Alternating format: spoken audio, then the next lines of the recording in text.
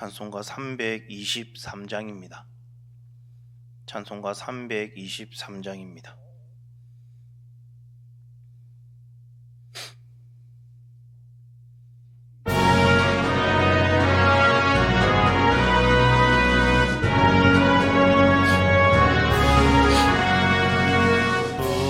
푸른바다 나선 이모 어디든지 가오리다.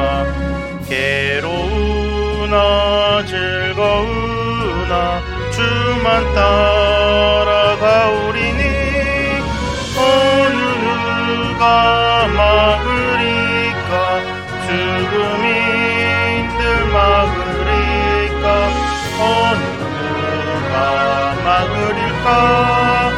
죽음인들 막으리까. 아골골짝 빈들에도 복음 들고 가오리다.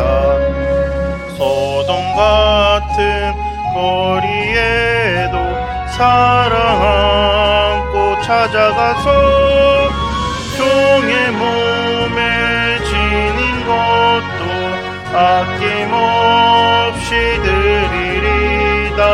종의 몸에 지닌 것도 아낌없이 드리리다. 종기 영광 모든 권세 주님 홀로 받으소서. 멸시천대 십자가는 제가 지고 가오리다. 이름 없이 빛도 없이 감사하며 섬기리다. 이름 없이 빛도 없이 감사하며 섬기리다. 아멘. 사도신경으로 신앙 고백드리겠습니다. 나는 전능하신 아버지 하나님 천지의 창조주를 믿습니다. 나는 그의 유일하신 아들 우리 주 예수 그리스도를 믿습니다. 성령으로 잉태되어 동정녀 마리아에게서 나시고 본디어 빌라도에게 고난을 받아 십자가에 못 박혀 죽으시고 장사된 지 사흘 만에 죽은 자 가운데서 다시 살아나셨으며 하늘에 오르시어 전능하신 아버지 하나님 우편에 앉아 계시다가 거기로부터 살아있는 자와 죽은 자를 심판하러 오십니다. 나는 성령을 믿으며 거룩한 공교회와 성도의 교제와 죄를 용서받는 것과 몸의 부활과 영생을 믿습니다. 아멘. 오늘 보신 말씀은 누가복음 12장 49절에서 59절까지 말씀입니다.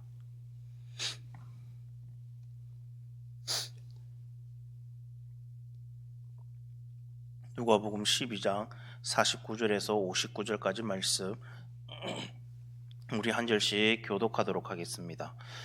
내가 불을 땅에 던지러 왔노니 이 불이 이미 붙었으면 내가 무엇을 원하리요? 나는 받을 세례가 있으니 그것이 이루어지기까지 나의 답답함이 어떠하겠느냐.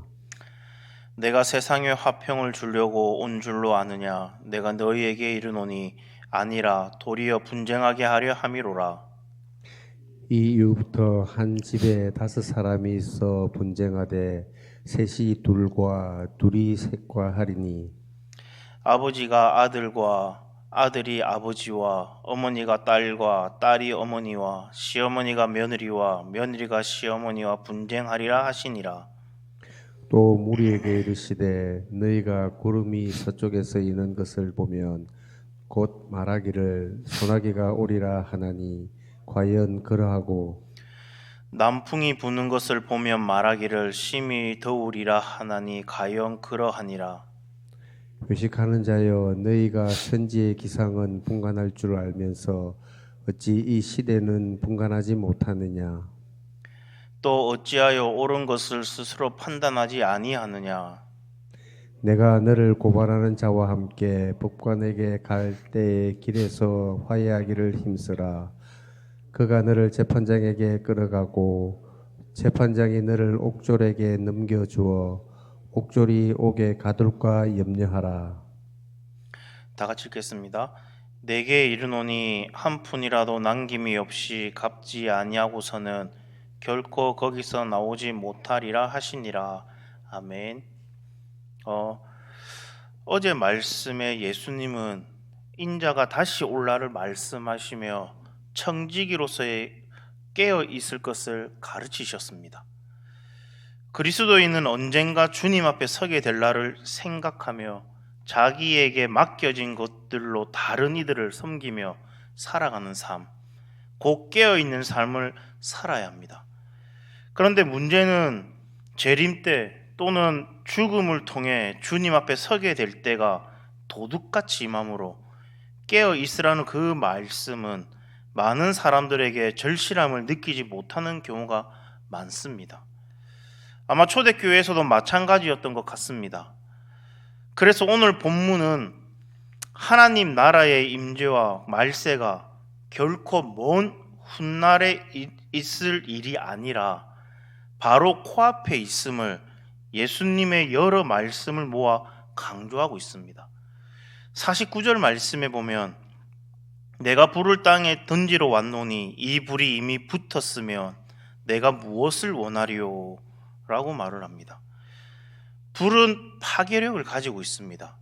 그래서 종종 하나님의 파괴적 심판을 묘사할 때 불을 사용합니다. 그런데 심판에는 사실 구원이라는 이중적인 의미도 담겨 있습니다. 예수님의 천국 복음은 간단합니다. 회개하라, 천국이 가까이 왔느니라 입니다. 이에 대해서는 두 가지 반응이 있습니다.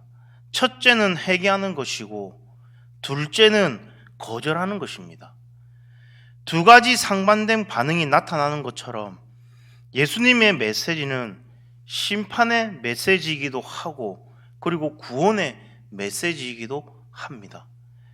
그런데 내가 불을 이 땅에 던지러 왔는데 불이 이 땅에 붙었으면 내가 바랄 것이 무엇이 더 있겠느냐라고 말씀을 하시는 것입니다.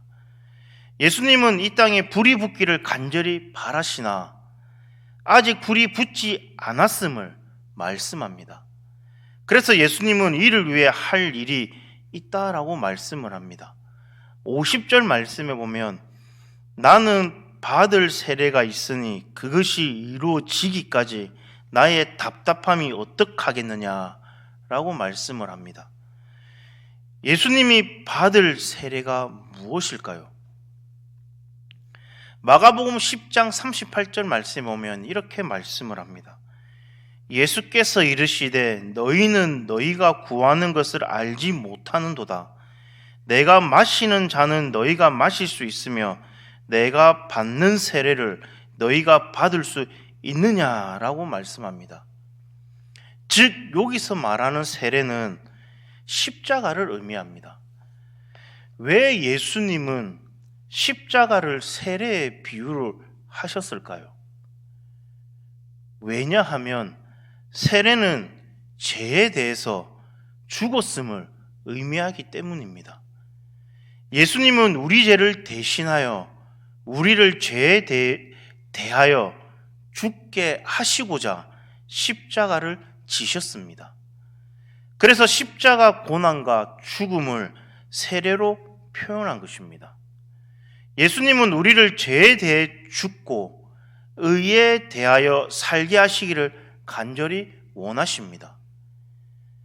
이를 나의 답답함이 어떡하겠느냐라는 말씀으로 표현을 하시는 것입니다. 예수님은 하나님의 계획대로 십자가 지시기를 원하셨습니다. 자기를 믿는 자들에게는 영생을 주시고 그리고 자기를 거절하는 자에게는 영원한 심판을 선포하시기 위해서였습니다. 그래서 이런 놀라운 말씀을 하십니다. 51절 말씀에 보면 내가 세상에 화평을 주려고 온 줄로 아느냐 내가 너희에게 이르노니 아니라 도리어 분쟁하게 하려 함이로라 라고 말씀을 합니다. 예수님은 화평이 아니라 분쟁을 주로 오셨다라고 말씀합니다.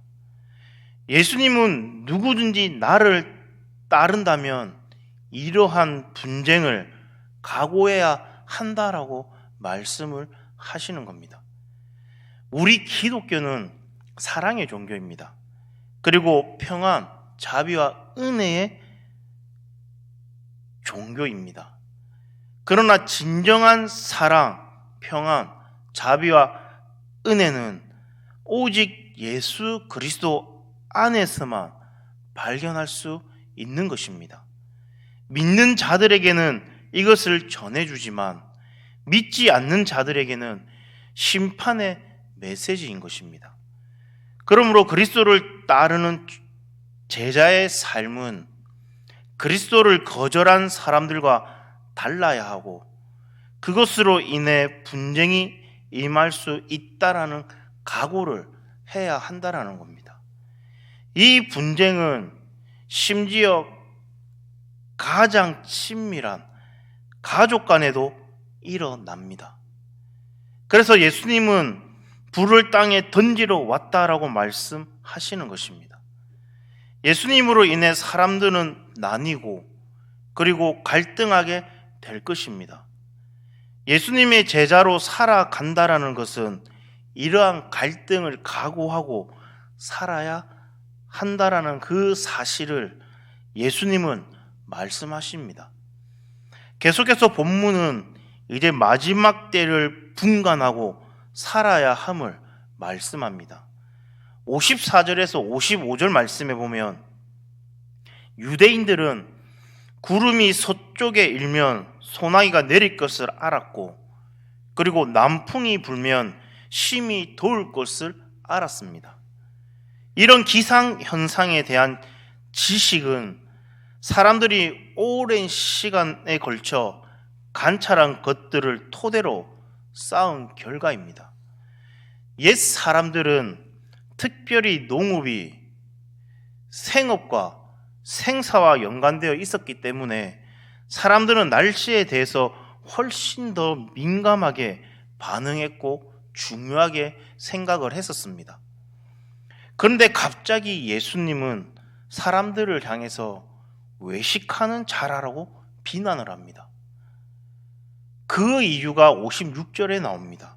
56절 말씀에 보면 외식하는 자여 너희가 천지의 기상은 분간할 줄 알면서 어찌 이 시대는 분간하지 못하느냐라고 말씀을 합니다. 예수님은 왜 무리들을 향해서 외식하는 자라라고 그렇게 말씀을 하셨을까요?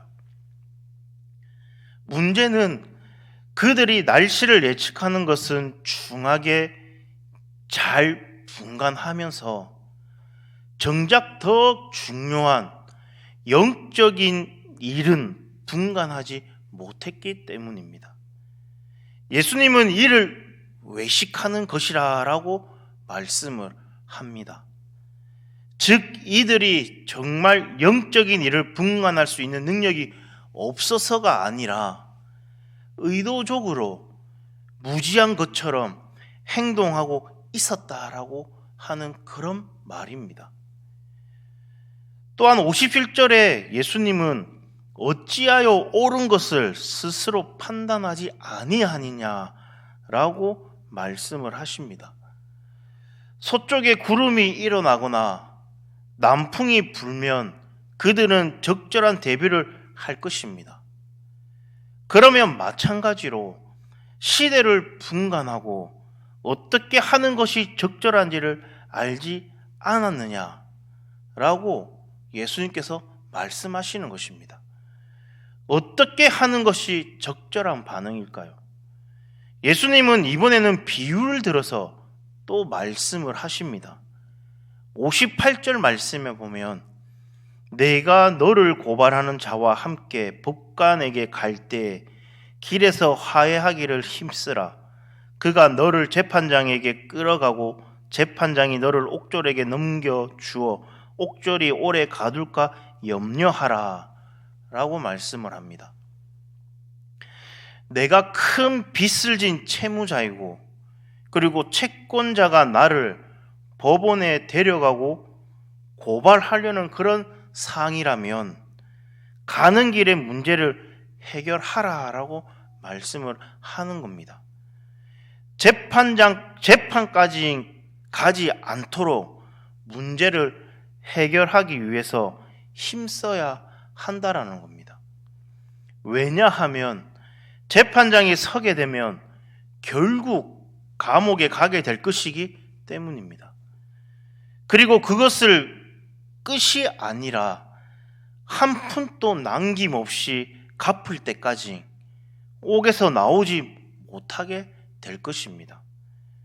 얼마나 이 심판이 냉혹하고 그리고 심각한지를 말씀하시는 것입니다. 재판에 넘겨지면 이 모든 가정은 순식간에 벌어질 것입니다. 그러면 어떻게 하는 것이 최우선일까? 재판정에 서기 전에 고발하는 자와 화해하는 것입니다. 오늘날 우리식으로 말하면 어떻게든 합의를 봐라라는 겁니다. 이 비유를 통해서 예수님이 하시고자 하는 말씀은 지금 예수님의 말씀을 듣고 있는 이 무리들은 마치 재판장 앞으로 끌려가고 있는 채무자와 같다라는 겁니다. 아직 재판장 앞에 서지는 않았습니다. 하지만 그 앞에 서면 무조건 유죄 판결을 받고 옥에 갇혀야 하는 처지에 있습니다. 그러니 지금 재판장 앞에 서기 전에 그들의 문제를 해결하라라는 겁니다. 그들이 시대를 분간할 수 있다면 이 비유가 어떤 의미를 가지고 있는지 바로 알 수 있었을 것입니다. 예수님은 그들에게 하나님의 나라가 가까이 왔으니 회개하라라고 선포하셨습니다. 이 하나님의 나라에 죄인은 들어갈 수 없습니다. 하나님의 나라가 임하면 그들은 거룩하신 재판장에게 유죄 선고를 받고 영원한 형벌을 받게 될 것입니다. 그러니 회개하라, 천국이 가까이 왔노라라는 그 예수님의 말씀에 지금 응답하라는 것입니다. 하나님 나라가 임하고 그리고 거룩하신 재판관이신 하나님 앞에 서기 전에 어서 빨리 회개를 해야 합니다. 다시 말해서 회개하고 예수님을 믿어야 한다라는 겁니다. 오늘 말씀에서 예수님은 상반된 두 가지를 말씀하십니다. 먼저는 예수님은 이 땅에 불을 던지러 오셨다라고 말씀합니다.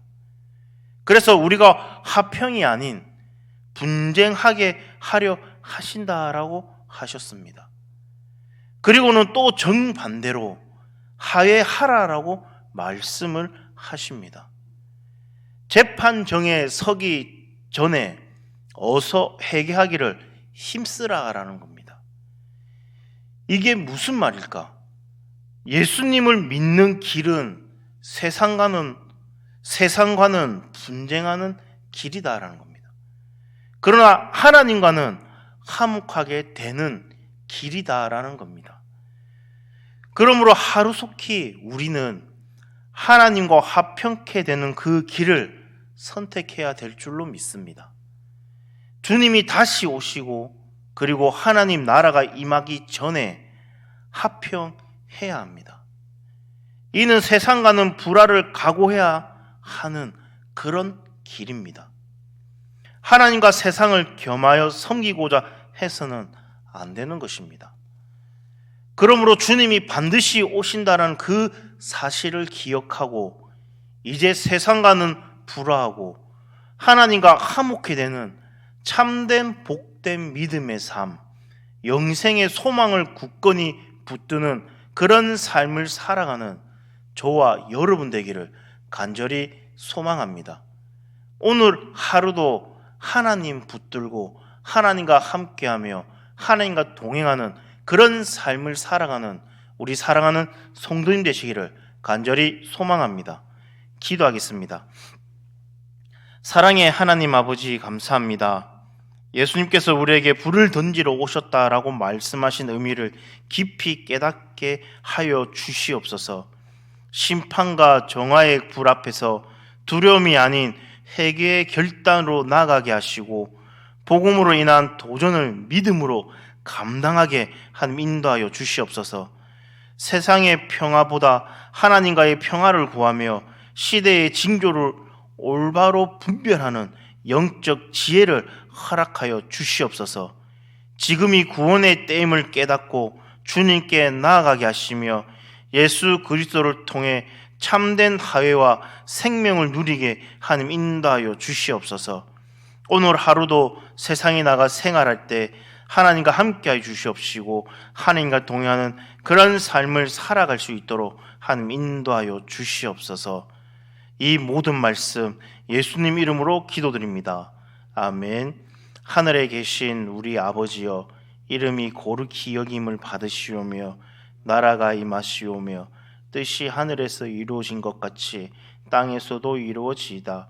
오늘 우리에게 일루할 양식을 주옵시고 우리가 우리에게 죄 지은 자를 사하여 준 것 같이 우리 죄를 사하여 주옵시고 우리를 시험에 들게 하지 마옵시고 다만 악에서 구하시옵소서.